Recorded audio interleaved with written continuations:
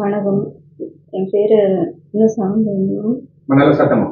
வணக்கம். என் பேர் அனுராதா மகேஷ்குமார். நான் வந்து மகேஷ்குமார் ஐபிஎஸ் அவங்களுடைய ஒய்ஃபு. எனக்கு வந்து நேற்றைய நாள் வந்து என்னால் மறக்க முடியாத ஒரு நாள். என் வாழ்க்கையில் பெரிய இடி மாதிரி விழுந்த ஒரு நாள் அது. என்னுடைய திருமண நாள். ஆக்சுவலி நேற்று எங்களுடைய திருமண நாள். அதுவுமே எங்களுக்கு இந்த மாதிரி ஒரு பழிவாங்கும் செயலை வந்து அந்த பொண்ணு செஞ்சது எனக்கு பெரிய பெரிய ஒரு அதிர்ச்சி.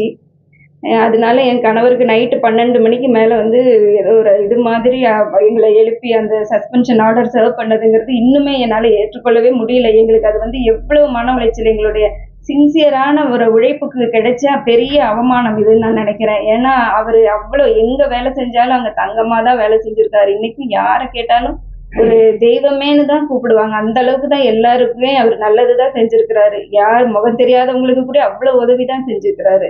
பட் ஒரு பழிவாங்கும் செயலா இந்த ஒரு பெண் காவலர் அவங்க செஞ்சது வந்து இன்னைக்கு என் கணவர் பாதிக்கப்பட்டனால என் குடும்பம் எப்படி கஷ்டப்பட்டு செதஞ்சு நிற்கிதோ அது மாதிரி இன்னொருத்தங்களுக்கு அந்த பாதிப்பு வரக்கூடாதுங்கிறதுக்கு வேண்டிதான் இன்னைக்கு நான் பேட்டி அவங்க கொடுக்கணும்னு முடிவு பண்ணினது.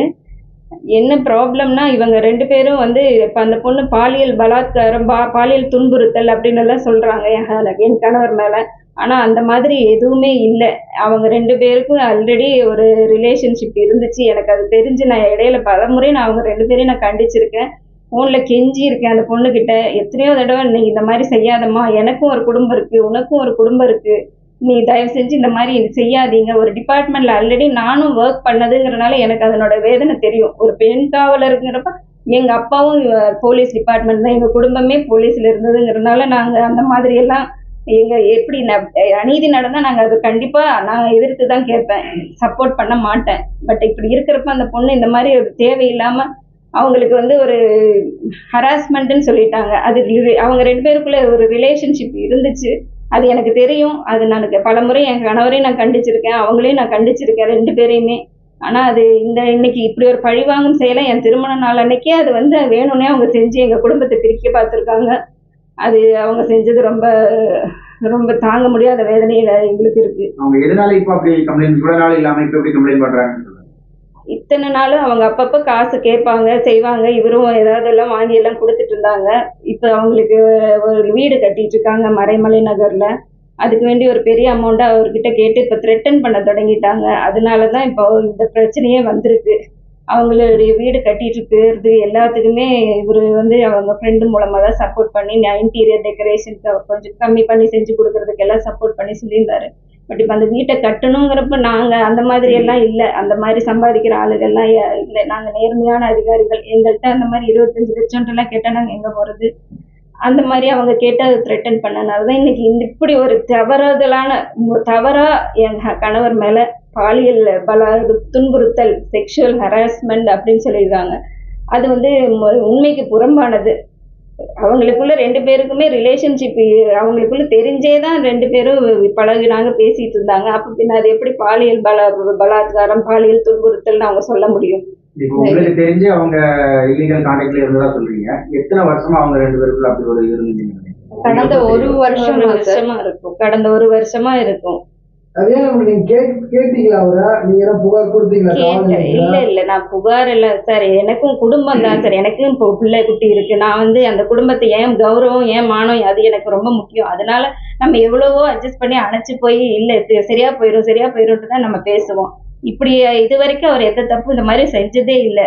எப்படியோ ஆனா ரொம்ப கைண்ட் ஹார்ட்டடு, ஏதோ ஒரு உதவி மனப்பான்மை நிறைய இருக்கிறவர். அதனால அந்த அம்மாவுக்கு அவங்களுடைய இது கஷ்டத்தை எல்லாம் சொன்னப்போ கொஞ்சம் உதவணும்னு நினைச்சிருப்பாங்க. அதை மிஸ்யூஸ் பண்ணி அப்படியே இது பண்ணியிருக்கணும். அதுதான் அங்கே உண்மையா இருக்கும். நீங்க யாரை வேணா விசாரிச்சு பாருங்க, அவர் உதவாதவங்க யாருமே இருக்க மாட்டாங்க.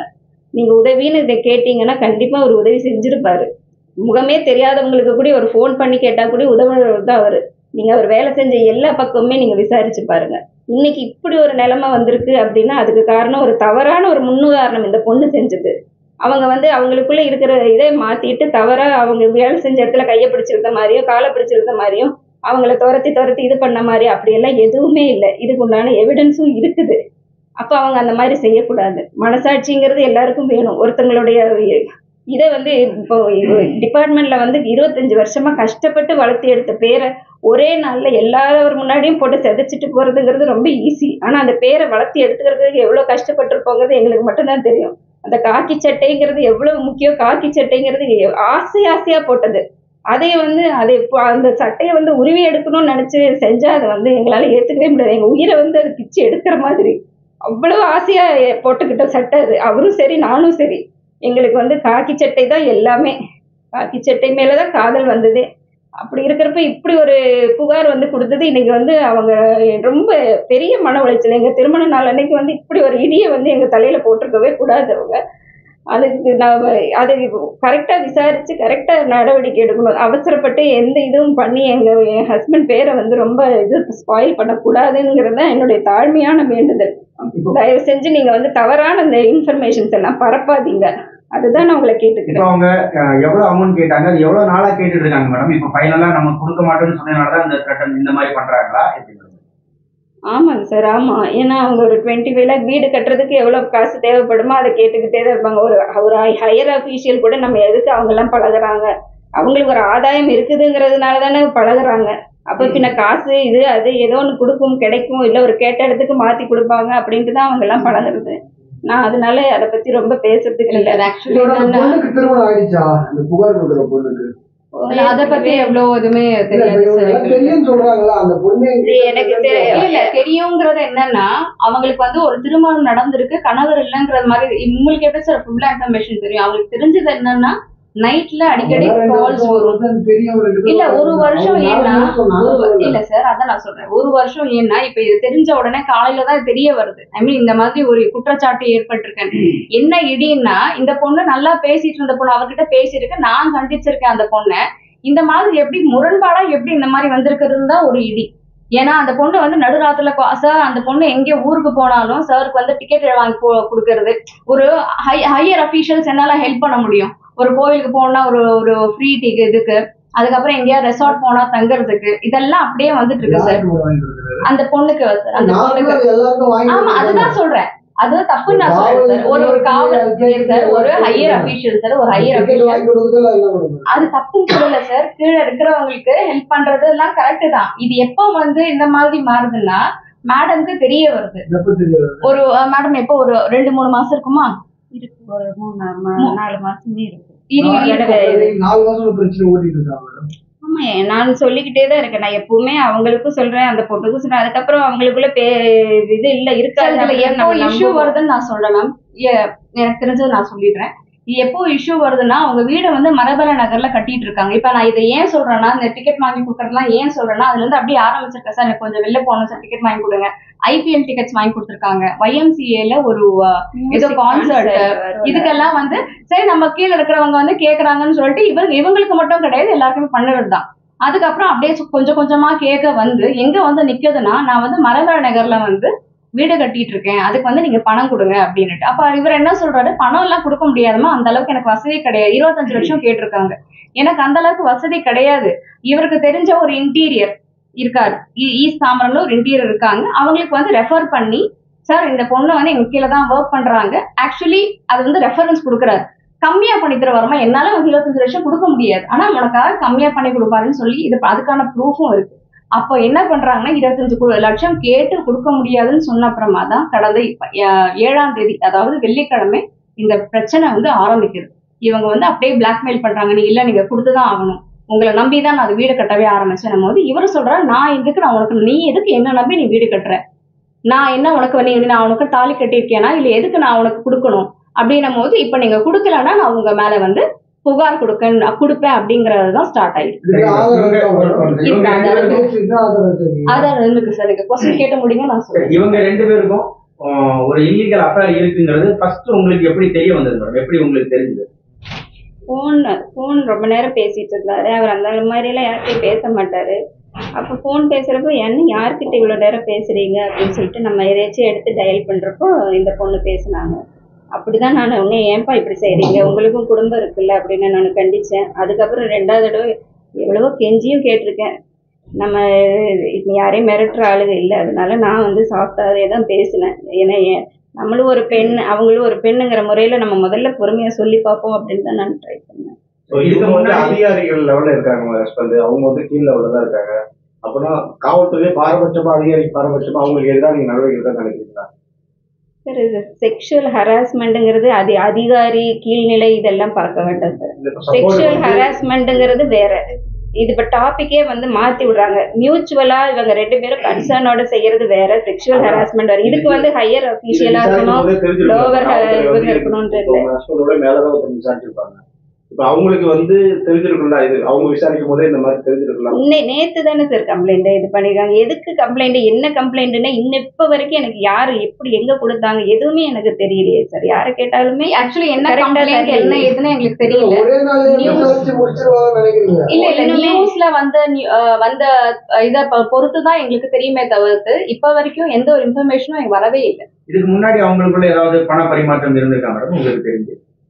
இப்போ 25 கேக்குறாங்கன்னு சொல்றீங்களா? கேஷா கொடுத்திருக்கலாம் சார், எனக்கு அத பத்தி எனக்கு தெரியல. அவர் கிஃப்ட்ஸ் கொடுத்திருக்காரு சார், நிறைய கிஃப்ட்ஸ் கொடுத்திருக்காரு. சாரி, சுடிதார் கொடுத்திருக்காரு, கோல்ட் ஜுவல்ஸ் வாங்கி கொடுத்திருக்காரு, அந்த மாதிரி எல்லாம் இதெல்லாம் கொடுத்திருக்காங்க சார்.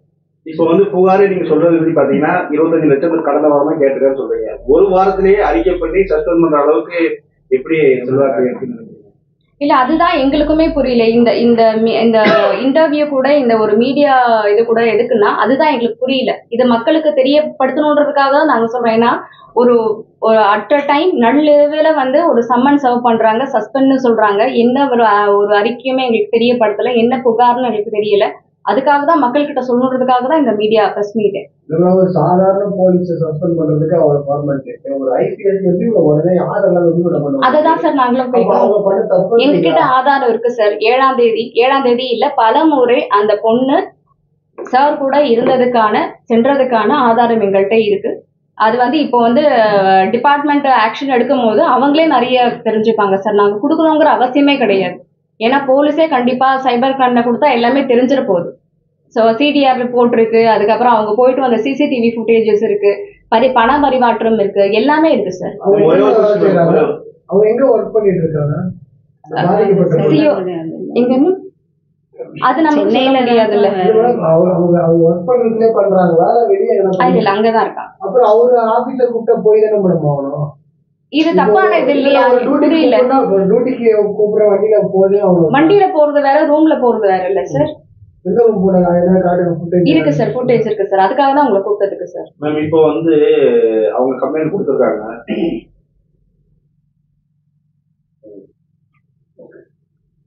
வேற ஏதாவது விளக்கம் கொடுக்க வேண்டியதா மேம் உங்களுக்கு?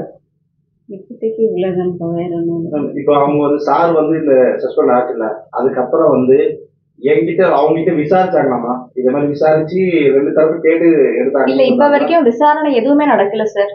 அதுதான் வருது சார். மகேஷ் சார் தரப்புல இருந்து எந்த விளக்கமே டிஜிபி லெவல்ல கேட்கவே இல்ல. இல்ல நேத்து நள்ளிரவு வந்து அந்த சர்வ் பண்ணிருக்காங்க, சஸ்பென்ஷன் ஆர்டர் கொடுத்திருக்காங்க. அதை தவிர்த்து இப்ப வரைக்கும் எந்த விதமான ஒரு நடவடிக்கையோ இல்ல இதுவோ அறிக்கையோ எதுவுமே என்ன கால் குறிச்சினால இந்த நடவடிக்கை நீங்க நினைக்கிறீங்க சார்? அது உண்மையிலேயே தெரியல எங்களுக்கு. எங்க சார்பில் வந்து என்ன தெரியுதுன்னா அந்த பொண்ணு பணம் கேட்டு இல்லைன்ற உடனே இந்த மாதிரி அவங்க எடுத்திருக்காங்கன்றதுதான். ஏன்னா ஒருத்தவங்க வந்து நல்லா பேசிட்டு இருக்காங்க, உங்களுக்கு வந்து இவ்வளோ ஒரு சலுகை கொடுக்குறாங்க, ஒரு கீழே வேலை செய்யறவங்க, ஒரு கீழே மேல இருக்கிற ஒரு அதிகாரி வந்து நீங்க கேட்கறதுக்கெல்லாம் ஹெல்ப் பண்றாங்க, எல்லாமே ஓகே. ஒரு சர்டன் டைம்ல வந்து என் வீடு கட்டுறதுக்கு நீங்க பணம் கொடுங்கன்றதுக்கு எந்த விதத்துல சரியாகும்? இல்ல அவங்க கேட்கறது தப்பு இருந்துச்சு, அதனால அதை சொல்லவே இல்லை. இப்ப அவங்க புகார் கொடுத்தாலும் அவங்க என்ன சொல்றாங்கன்னு கேட்டுட்டு சார்ட்ட வந்து விளக்கு கேட்டிருப்பாங்களா? இப்ப இந்த விளக்கெல்லாம் அவங்க சொல்லியிருப்பாங்க. இல்ல அந்த விளக்கு எங்களுக்கு தெரியல சார், அதான் சொல்லணும். எங்க சைட்ல இன்னும் கூப்பிடல. இப்போ ஒரு காவல்துறை புகார் கொடுத்தா 2 தரப்புல கூப்பிட்டு விசாரிப்பாங்க. நார்மலா சின்ன போலீஸ் ஒரு ஐபிஎஸ் அப்படி கண்டிப்பா கூப்பிட்டுருப்பாங்க. எப்படி அவருக்கு தெரியாம இருக்கும்? இப்போ அவர் மேல புகார் வந்து கண்டிப்பா அவர் கூப்பிட்டுருப்பாங்க. வீட்டுல சொல்லிருக்கணும்ல மேடம் தெரிஞ்சு. நான் கேட்டேன். நான் வந்து எங்கள்கிட்ட சைன் வாங்குறதுக்குன்னு 12:10 வந்து பெல் அடிக்கிறாங்க. நானு சரி சைன் வாங்குறதுக்கு ஏதோ முக்கியமான சைனா வருவாங்க அப்படின்ட்டு தான் போனேன். சைன் போட்டுட்டு இருந்தாங்க. என்ன சைன் அப்படின்னு பார்த்தா எங்களுடைய சஸ்பென்ஷன் ஆர்டரே எங்களுக்கே நாங்களே சைன் போட்டு வாங்குற நிலைமை நேற்று எங்களுக்கு இருந்ததுங்கிறது வந்து தாங்க முடியாத ஒரு இது. ஏன்னா எதிர்பார்க்கவே இல்லை, நாங்க யாருமே அப்படி ஒரு நிலைமை எதிர்பார்க்காத ஒரு இது வந்து இடி மாதிரி தான் அது எங்களுக்கு இருந்துச்சு. நீங்க அவங்க 2 பேரும் இல்லீகல் அப்பர்ல இருக்காங்கன்னு தெரிஞ்சு ரொம்ப சாஃப்டா ஹேண்டில் பண்ணிக்கலாம். ஒரு வருஷமா தெரியும்னு சொல்றீங்க. ஒரு ஒரு இல்ல, ஒரு வருஷமா இல்ல சார், எனக்கு ஒரு 4 மாசமா தெரியும். பட் நம்ம சொன்னா இருந்திருக்கலாமான்னு கேக்குறாங்க. இல்ல அப்படியெல்லாம் இல்ல. உங்களுக்கு தெரிய வந்து 4 மாசம் ஆச்சு. அதுக்கு முன்னாடியே உங்களுக்குள்ள ஏதாவது இதுதான் அப்படியே 8 மாசம் போயிட்டு அவங்களுக்குள்ள இருந்திருக்கு. நமக்கு டிஃபரன்ஸ் தெரியும் இல்ல, யார்கிட்டயும் ரொம்ப நேரமா பேசிட்டு இருக்கிறாங்கிறப்ப யார்கிட்ட இவ்வளவு நேரம் பேசுறாங்க அப்படின்னு சொல்லி நம்ம இது பண்ணோம். அப்படிதான் எதேச்சியா தான் நான் இது பண்ணது. 2-3 வாட்டி போனை புடுங்கி அப்படியே பேசிருக்காங்க. அப்பதான் அவருக்கு தெரியாம வேற பொண்ணு கூட பேசுவாங்க, 2 பொண்ணு கிட்ட சொல்றாங்க. 2 பொண்ணெல்லாம் இல்ல, இதெல்லாம் அதுதான் சொல்லனே. இந்த விசாரணை இப்படியே எல்லாமே புதுசா பரப்பி தான் பேரை கெடுத்து விட்டாரு. எல்லாமே பண்ணிருப்பாங்க. அது பண்ணிட்டு தானே நடவடிக்கை எடுத்திருப்பாங்க. அப்போ அப்படிங்கும்போது அந்த பொண்ணு மேல தப்பு இருக்கும்போது முழுக்க அதிகாரி பணியாளருக்கான காரணம் இல்ல சார், அதுதான் நாங்க சொல்ல வரோம். இப்ப வந்து பாலியல் துன்புறுத்தல் அப்படின்னா ஒரு ஒரு ஒரு ஒரு பெண்ணை வந்து அவங்களை அச்சுறுத்தல் வகையிலயோ, அவங்க ஜெஸ்டர்ஸோ, அவங்க பேசுறதோ, அவங்களுக்கு பிடிக்காம அவங்களை இது பண்றதோ, அதுதான் பாலியல் துன்புல வரும். இவங்க 2 பேரும் கன்சர்னோட ரிலேஷன்ஷிப்ல இருந்திருக்காங்க சார். நான் அதுதான் சொல்ல வரேன். அவங்க ரிலேஷன்ஷிப்ல இருந்திருக்காங்க. ரிலேஷன்ஷிப்ல இருக்கும் போது ஏதோ ஒரு வகையில வந்து அந்த பெண் பணம் கேட்டு இல்லைன்னு சொல்லும் போது ஒரு பழி வாங்கும் நோக்கத்தோடு தான் நடைபெற்றிருக்குன்றது தான் என்னோட கருத்து. அதே தப்பு தானே, மனைவி இருக்கும்போது இன்னொருத்தர் கூட இருந்து அது தப்புங்கிற சரின்னு சொல்ல வரல. அதுக்கே அது வந்து family code sir. Family deal பண்ணிக்கிட்டோம். அது இவங்க கொடுக்கட்டும் அவங்க மேல புகார். என் கணவர் வந்து என்ன சரியா பாத்துக்கல, என் கடவுள் வந்து இன்னொரு பெண்ணோட நார்மல் போலீஸ்க்கு ஒரு ஐபிஎஸ் அதிகாரிக்கு ஒரு தூரம் ஒரே நாள்ல வந்து சஸ்பெண்ட் பண்றாங்கன்னா எப்படி கூட சாத்தியாகும்? எங்களுக்கும் அதே கேள்விதானே சார், எங்களுக்கும் அதே கேள்விதானே இருக்கு. எங்களுக்கு அதே கேள்வி இல்ல, எங்களுக்கு அது தெரியலங்கிற, எங்களுக்கு எதுவுமே தெரியல. அதை தெரியப்படுத்தணுங்கிறதுக்காக தான் உங்ககிட்ட எல்லாமே இப்ப பேசுறது. என்ன நடக்குதுன்னே தெரியல. நேத்து நள்ளிரவு வந்து சம்மனை சர்வ் பண்றாங்க, சஸ்பெண்டுங்கிறாங்க. காலையில நியூஸ் வருது, ஃபிளாஷ் நியூஸ். இப்ப வரைக்கும் அந்த ஃபிளாஷ் நியூஸ் போயிட்டு இருக்கு. அண்ட் எல்லாருமே வந்து அதுக்கான ஒரு ஒப்பீனியன் கொடுக்க ஆரம்பிச்சிட்டாங்க. ஒவ்வொரு கட்சியில இருந்தும் ஒவ்வொரு ஒப்பீனியன் வர ஆரம்பிச்சிருச்சு. அதை தடுக்கிறதுக்காகவும் என்ன உண்மைன்னு சொல்றதுக்காக மட்டும் தான் இந்த பிரஸ் மீட் சார். கண்டிப்பா சார், எங்கள்கிட்ட சிசிடிவி ஃபுட்டேஜ் இருக்கு சார். என்னோட போன் இருக்கு சார். பேட்டரிங்களா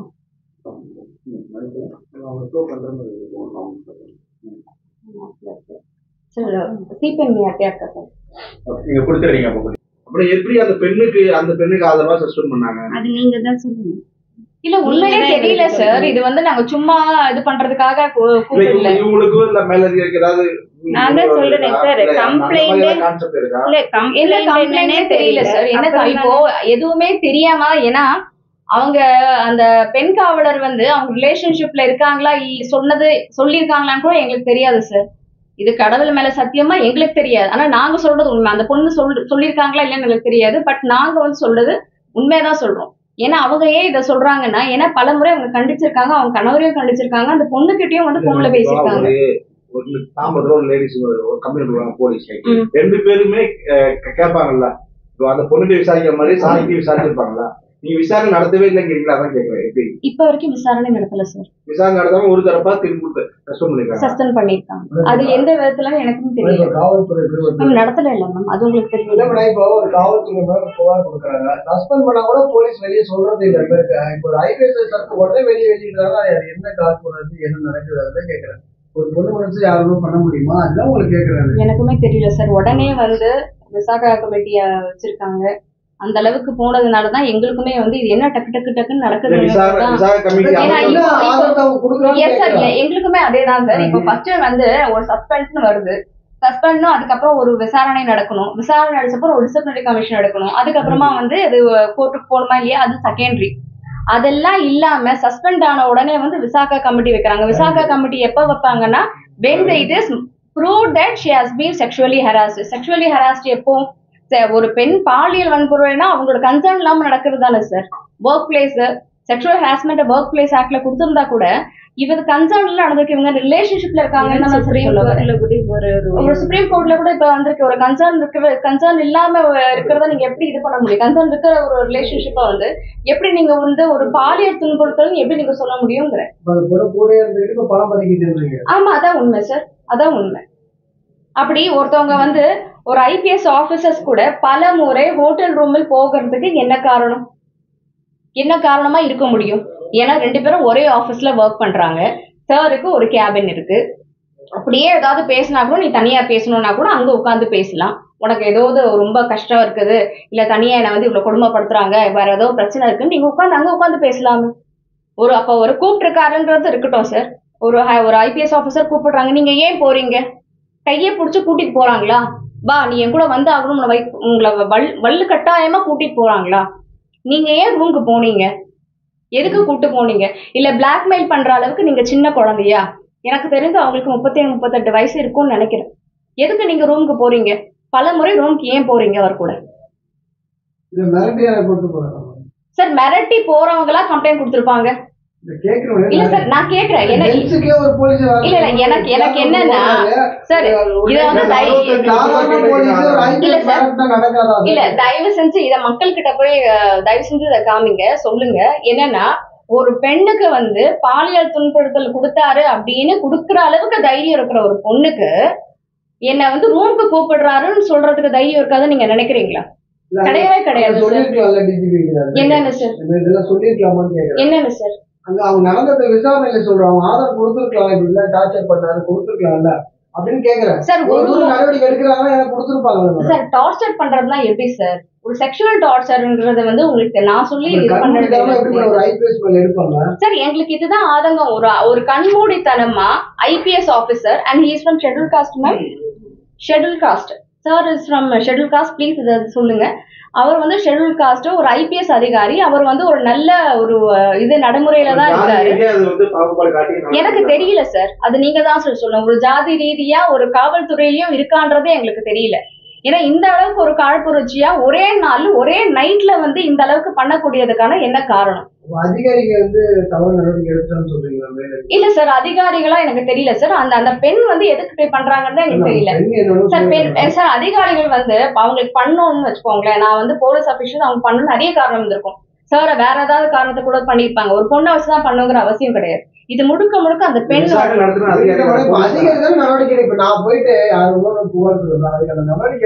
நடவடிக்கை இல்ல சார். நான் எடுத்தவங்க மேல தப்புன்னு சொல்லல சார், இந்த பொண்ணு மேலதான் தப்புன்னு சொல்றாங்க சார். அது எங்களுக்கு தெரியலன்னு தான் சார் உங்களுக்கு சொல்லியிருக்கேன். எங்களுக்கு உண்டான அவகாசம் அவங்க தரவே இல்லை. எங்களுக்குன்னு ஒரு எக்ஸ்பிளனேஷனுக்கு எங்க தரப்ப கேட்கவே இல்லை. எங்களுக்குன்னு ஒரு அவகாசம் எங்களோட எக்ஸ்பிளனேஷனை கேட்கணும்ல, என்ன நடந்தது அப்படின்னு அந்த இதுவே எங்களுக்கு தரல.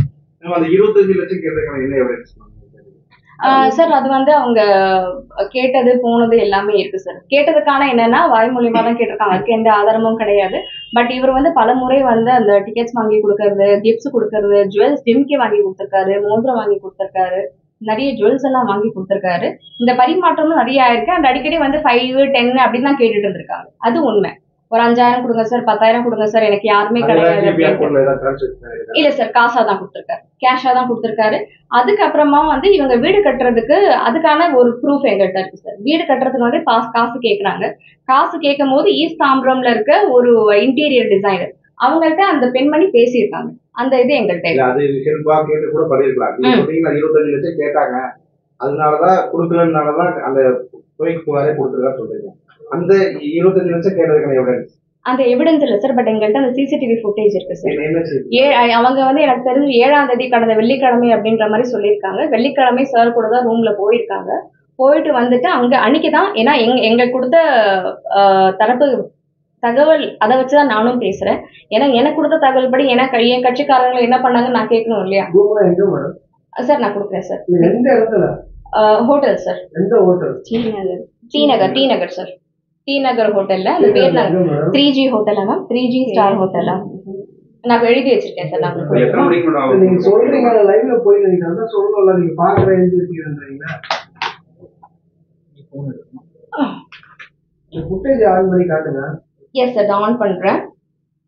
3G ஸ்டார் கம்ஃபர்ட் எதிங்க மேடம் போறாங்க 7ஆம் தேதி. எந்த டைம் மேடம்? காலையிலயா? சபரி குவாலிட்டி. அவர் மட்டும் போறாரா கூட யாரும் போறாங்க? அவர் மட்டும். அவரு இந்த பொண்ணு மட்டும் தான் ரூம்ல இருந்து வெளில வராங்க. அதுக்கப்புறமா அவங்களோட யாரோ ஒருத்தர் வந்து ஹெல்ப் பண்றாங்க பேக் வாங்குறதுக்கு. வண்டியில 2 பேரும் போறாங்க.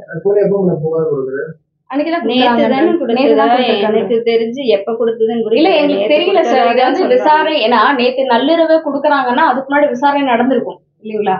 அதுக்கு முன்னாடி புகார் கொடுத்திருக்கணும். அந்த பொண்ணை அவங்கள விசாரிச்சிருக்கணும். அதுக்கப்புறமா தான் அவங்க சஸ்பெண்ட் கொடுத்துருக்கணும். பட் இந்த தரப்பு கேட்கலங்கிறது தான் நம்மளோட கேள்வி. எவ்வளவு நாள் அந்த ரூம்ல இருந்தாங்க சார் அது எனக்கு தெரியல சார். அது தெரியல. நீங்க சொல்ற மாதிரி பாருங்க, தவிர 7ஆம் தேதி கம்ப்ளைண்ட்னா ஒரு வாரத்துல விசாரிச்சு சஸ்பெண்ட் பண்ண முடியுமா சார்? அதெல்லாம் நீங்க தான் சார் சொல்லணும். அதுக்கு தான் இல்ல நாங்க வந்து அதான் சொல்றேன், எங்களுக்கு தெரியலையே இது ஏன்னு எனக்கு தெரியலையே சார். அப்போ என்னன்னா எல்லாரும் வந்து இந்த செக்ஷுவல் ஹராஸ்மெண்ட் ஆக்ட்னு ஒண்ணு வச்சிருக்காங்க சார் பெண்கள்.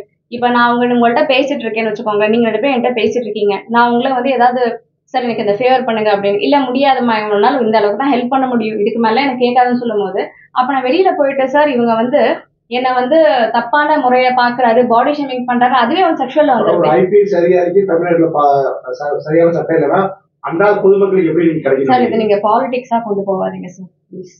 கேட்கணும் மேடம். இல்ல இல்ல இல்ல ஐ அம் நாட் அத பாலிடிக்ஸா கொண்டு போவாதீங்க. ஆசை வந்து என்ன சொல்லி கல்யாணம் பண்ணி என்ன சொல்லி ஏமாத்திக்கிறாங்க. ஏன் பொண்ணு கூடாது சார்? கல்யாணம் பண்ணி ஏமாத்துறதா சொல்றீங்க? விருப்பம் சஸ்பெண்ட் பண்ணா இதை கேட்கறேன். நீங்க இப்படி மடக்கி எல்லாம் வேணும்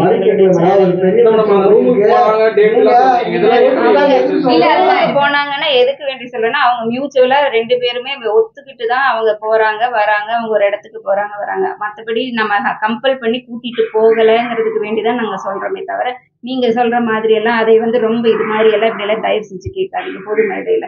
நம்மளும் ஒரு நியாயமா நடந்து நியாயமான வீடியோ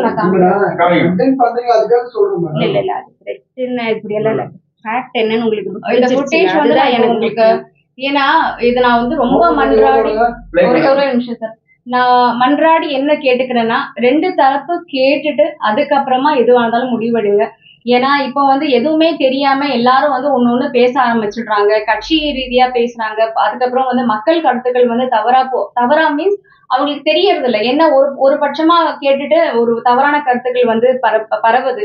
ஸோ அதை தடுக்கிறதுக்காக மட்டும்தான் நாங்க வந்து இவ்வளவு எமர்ஜென்சியா நாங்க இதை கொடுக்குறோம். இதை வந்து நான் கொடுக்குறேன். இது வந்து கடந்த 7ஆம் தேதி இதுல டேட் இதை இருக்கு பாருங்க, சிசிடிவி ஃபுட்டேஜ். இது கடந்த 7ஆம் தேதி ரூம்ல இருந்து வெளியே வருவாங்க பாருங்க நீங்க.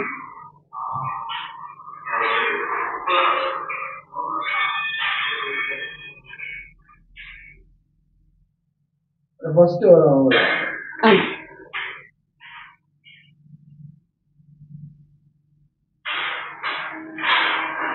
சார். இது ஆக்சுவலி நீங்க இது பண்ணக்கூடாது சார், டெலிகாஸ்ட் பண்ணக்கூடாது, இது அஃபென்ஸ் ஆகும். சிசிடிவி ஃபுட் என்னாச்சு லைவ்ல இருக்கா? இல்ல சார் ப்ளீஸ், அது வந்து அஃபென்ஸ் ஆயிடும். என்ன சார்? எங்களுக்கு அந்த பொண்ணு தெரியாது. இல்ல எங்களுக்கும் தெரியாது. எந்த பொண்ணு போல உங்களுக்கு தெரியுமா மேடம்? உங்களுக்கு எந்த பொண்ணு தெரியுமா மேடம்? இந்த பொண்ணு கன்ஃபார்மா மேடம்? ஆமா அவங்க கேட்க இந்த பொண்ணு மேடம் கன்ஃபார்மா மேடம்? தெரியும். அது இந்த வர ஃபுட்டேஜ்ல ஒரு பொண்ணு தானே? ஆமா ஆமா, அதுதான் கேட்கறேன். அதனாலதான் நீங்க அதை எடுத்து போட வேண்டாம். அப்புறம் அது தெரியல இருந்தாலும் அப்புறம் ஜூம் பண்ணி தெரியல. மீட்டிங்ல போயிட்டு வந்து லாட்ஜ்ல வச்சு மீட்டிங் எவ்வளவு ஃபுட்டேஜ் காட்ட மாட்டீங்க? கொஞ்சம் இல்ல அது எவிடன்ஸா இருக்குது. அது இல்லாம இல்ல அது வந்து நீங்க இல்ல அது வந்து கமிட்டியில கொடுக்கணும், இந்த மீடியால கொடுக்க முடியாதுல்ல. ஏன்னா அவங்க பெண் வந்து ஒரு காவலர் பெண்மணி அவங்களோட இதை வந்து ரெப்புடேஷன் வந்து டேமேஜ் பண்ற மாதிரி ஆகக்கூடாது. Yes sir. சார் இன்னொரு முக்கியமான இது எங்களுக்கு தெரிஞ்ச உடனே அவங்க வழக்கறிஞரையா நான் பேசினேன் அவங்ககிட்ட. இந்த மாதிரி ஒரு புகார் வந்திருக்குன்னு சொன்ன உடனே அவங்க பெண் காவலோட வழக்கறிஞர்கிட்ட நான் போன் பண்ணி பேசுறேன். சார் இந்த மாதிரி மேடம் சாரோட வைஃப் வந்து வாண்ட்ஸ் டு நோ. ஏன்னா வந்து காவலர் சைட்ல போலீஸ் டிபார்ட்மெண்ட் இருந்து விடன் கேட் எனி இன்ஃபர்மேஷன் நீங்க இப்ப நீங்க கேக்குறீங்கல்ல, ஏன் எங்களால வந்து எந்த ஆன்சரும் எங்களால கொடுக்க முடியலன்னா எங்களுக்கு எதுவுமே தெரியல. அதனால என்ன பண்றோம், அந்த வழக்கறிஞருக்கு கால் பண்ணி நம்ம கேட்கிறோம், சார் என்ன சார் கம்ப்ளைண்ட் கொடுத்துருக்கீங்க? ஏன்னா அவங்க ஹஸ்பண்ட் நம்ம நீங்க காவலன்றது கிடையாது, அவங்க ஹஸ்பண்ட் மூலையில அவங்க கேட்கறாங்க என்ன ஆச்சு சார், என்ன அவங்க அப்படி துன்புறுத்திருக்காங்கன்னு கேட்கும் போது அந்த வழக்கறிஞர் வந்து நீங்க எதுவுமே நான் உங்களுக்கு காப்பீஸ் கொடுக்க மாட்டேன், கோர்ட்ல வந்த அப்புறம் நான் கொடுக்குறேன் அப்படின்ட்டு. நான் கால் பண்ணி சார் இல்ல சார் நான் திரும்ப இல்ல சார்னு சொல்ல வரும்போது இதுக்கப்புறம் நீங்க கால் பண்ணீங்கன்னா வந்து வேற விதமா ஆயிடும். ஆப்போசிட் அட்வொகேட் சொன்னாரு வேற விதமா வந்து ஆயிடும், அவர் யாருன்னு கூட நான் பார்க்க மாட்டேன் அப்படின்னு அவங்க பேசினாங்க. பாதிக்கப்பட்டது நம்ம சைடு நீங்க சொல்றது பார்த்தா மேடம் பாதிக்கப்பட்டது. அந்த பொண்ணை சேஃப்டி பண்றதே பாக்குறீங்க. யாரு சேஃப்டி பண்றது சார்? அது வந்து சட்ட ரீதியா தப்பு சார். அது எப்படி பண்ண முடியும்? நீங்க எப்படி அதை வந்து நீங்க ஒரு செக்ஷுவல்